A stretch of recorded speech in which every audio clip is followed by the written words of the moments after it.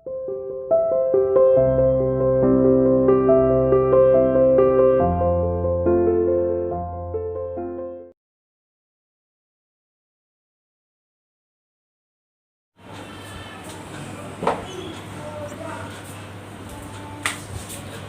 everyone, welcome to CR International Online Classes beta. Hope you are quite well at your home and doing your work seriously. बेटा आप अपना work seriously कर रहे होंगे, ये उम्मीद करते हैं हम. Today we will start our past perfect continuous tense. अगर हम ये कहें कि past continuous और past perfect continuous में क्या चेंज है, ये हम आज देखेंगे. वैसे तो आपने प्रेजेंट इंडेफिनिट टेंस के बाद कॉन्टिन्यूअस जो था प्रेजेंट का कॉन्टिन्यूअस में और प्रेजेंट परफेक्ट कॉन्टिन्यूअस में वो डिफरेंस को समझ लिया था, तो यहाँ पर ये प्रॉब्लम आपकी नहीं आएगी. आप बेटा जो भी वर्क करते हैं उसको करने से पहले एक बार वीडियो को ज़रूर वॉच करें. पीडीएफ आपके पास होती है, पर वीडियो के बिना आपको लेक्चर का, आपको उस टॉपिक का कॉन्सेप्ट नहीं क्लियर होगा अगर आप वीडियो को वॉच नहीं करते हैं. इसीलिए वीडियो को पहले वॉच करें, उसको फिर नहीं आपको रिमाइंड आ रहा है या ये कह सकते हैं कि आपको नहीं उसके बारे में पता लग रहा है, तो आप उसको एक बार दो बार फिर देखते रहें. जैसे ही आपको कॉन्सेप्ट क्लियर होने लग जाएगा. स्टार्ट करते हैं अपने टॉपिक को. Past perfect continuous tense. बेटा पास्ट परफेक्ट कॉन्टिन्यूअस टेंस जैसे कि नाम से ही पता लगता है ये हमारा कॉन्टिन्यूअस है. कॉन्टिन्यूअस मतलब वर्क इज गोइंग ऑन. वो हिंदी में बेटा जो इसकी पहचान होती है वो आपकी है से रहा था. से रही थी. से रहे थे. काम हो रहा था, कंटिन्यू चल रहा था. उस टाइम जब मैंने देखा तो वर्क कंटिन्यू चल रहा था.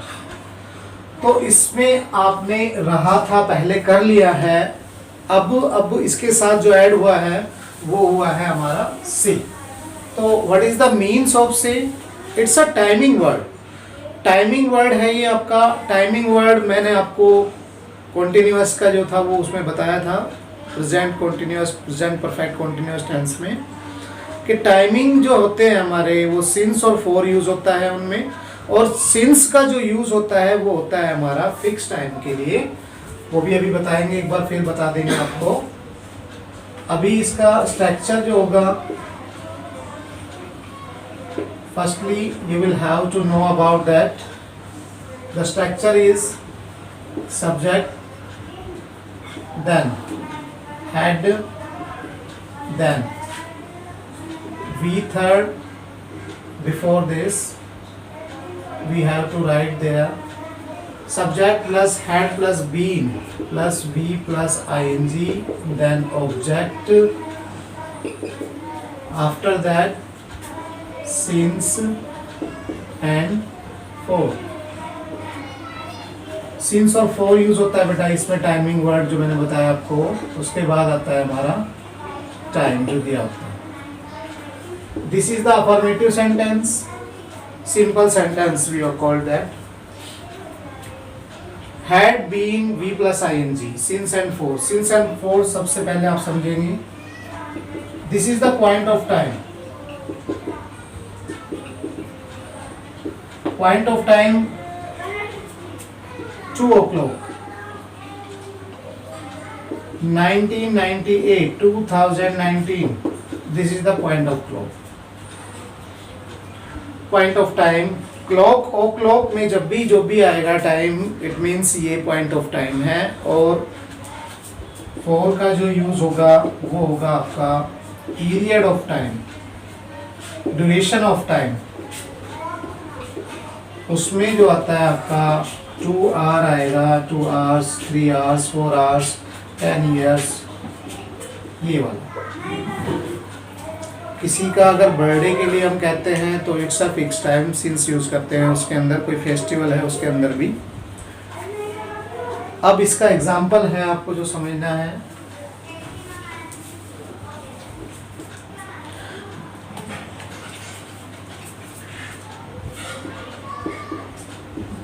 माली सुबह से पौधों को पानी दे रहा था। अब देखो टाइमिंग वर्ड आ गया है, मॉर्निंग और इवनिंग में भी, जैसा कि पहले बता चुके हैं हम, उसमें भी सिंस का यूज होता है। तो यहाँ पर हम आंसर करेंगे द गार्डनर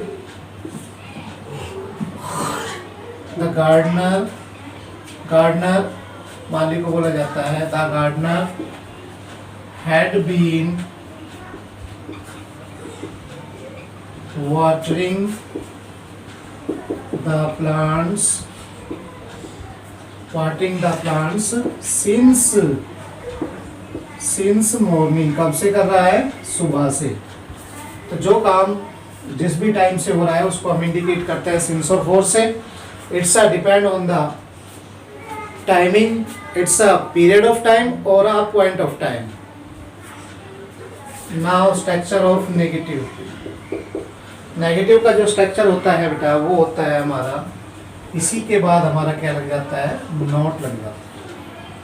तो हम यहाँ पर नेगेटिव का स्ट्रक्चर हम जो करेंगे उसमें क्या करेंगे, ये वाला लिख लेंगे नेगेटिव का। यहाँ पर हमारा नोट आ जाएगा, फिर बीन आएगा। बीन जो नोट लगता है बीन से पहले और हेड के बाद लगता है। और आंसर में हम क्या कर देंगे, यहाँ पर हम करेंगे। Be careful about that where we use not after had, before been यानी कि बीन से पहले, और आफ्टर हेड के बाद हम किसका यूज करेंगे? नोट का। और नेगेटिव हो जाएगा हमारा, माली सुबह से पौधों को पानी नहीं दे रहा था। The gardener had not been watering the plants since morning। Clear हो गया होगा आपको। इसका इंट्रोगेटिव जो होता है वो इंट्रोगेटिव आप ध्यान से देखें। इंट्रोगेटिव के अंदर हम क्या करेंगे उसको देखना है, स्ट्रक्चर कैसा होगा उसको ध्यान से देखना है।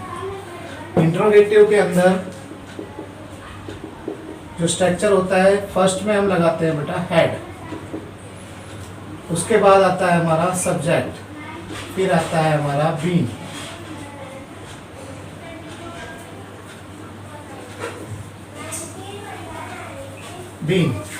उसके बाद आती है बी प्लस आईएनजी, और आता है हमारा ऑब्जेक्ट। उसी के बाद जैसे चल रहा है हमारा सिंस फॉर प्लस हमारा टाइम आ जाता है, और लास्ट में क्वेश्चन मार्क आता है। क्वेश्चन मार्क लगाने के बाद ये हमारा स्ट्रक्चर होता है इंट्रोगेटिव का।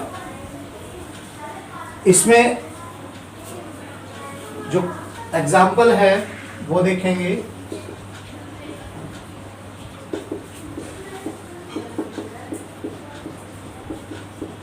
क्या सुमित 2 घंटे से पतंग उड़ा रहा था? ये हमारा इंट्रोगेटिव का है। आंसर करेंगे हेड। अच्छा, ये हेड जो है हमारा सिंगुलर और प्लूरल में सब में आता है, आपको पहले भी बताया है। हेड, इससे पहले आपका जो परफेक्ट टेंस था उसमें बताया गया है। हेड नाम है तो यहाँ नाम लिखेंगे, ये आ जाएगा हमारा हेड आ गया, फिर उसके बाद सब्जेक्ट आ गया, फिर बीन लगाएंगे, उसके बाद फॉर्म। क्या कर रहा है वो? पतंग उड़ा रहा है। It means flying the kite. कब से उड़ा रहा है? For 2 hours।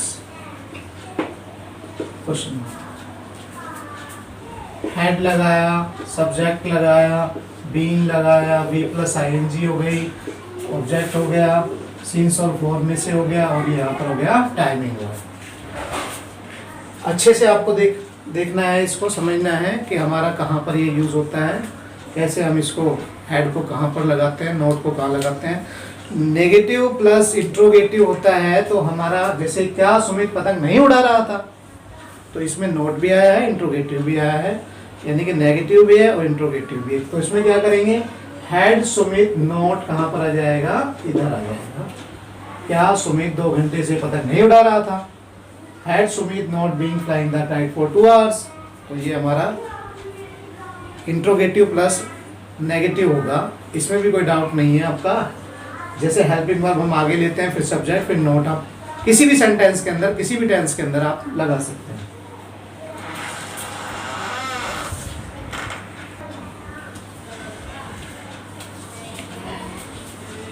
तो बच्चों आपने देखा कि ये हमारा पास्ट कॉन्टिन्यूअस टेंस है, पास्ट परफेक्ट कॉन्टिन्यूअस टेंस है। इसके अंदर टाइमिंग वर्ड एक्स्ट्रा होता है जो आपने सीखा है पहले भी, इससे पहले हमने प्रेजेंट में किया है, सिंस और फॉर का यूज जो हमने किया है। और फिर भी आपको फिक्स है, अनफिक्स है, यानी कि पॉइंट ऑफ टाइम है या पीरियड ऑफ टाइम है, अगर फिर भी कोई डाउट लगता है तो यू कैन कॉल मी, तो आप मुझसे कॉल करके बात कर सकते हो, पूछ सकते हो, और मैसेज भी भेज सकते हो आप। अब आपका वर्क क्या है, एक तो ये सारे रूल्स आपको लर्न करने हैं, ये जो जितने भी हमने प्रेजेंट और पास्ट के बताए हैं बेटा, अभी हम प्रेजेंट और पास्ट तक ही रुकेंगे। उसके बाद अपने जो बुक के चैप्टर हैं वो जो रह रहे हैं आपके सप्लीमेंट्री बुक के, उसको हम स्टार्ट करेंगे। अभी इनके रूल्स आपको अच्छे से करने हैं, और इनकी आज का जो आपका होमवर्क है वो ये है कि एक्सरसाइज आपकी बुक में दी हुई है, एक्सरसाइज है आपकी पेज नंबर 55 पर, एक्सरसाइज नंबर 1। होमवर्क आपका होगा do exercise in grammar book, page number जो आपका है वो है 155 यानी कि 55।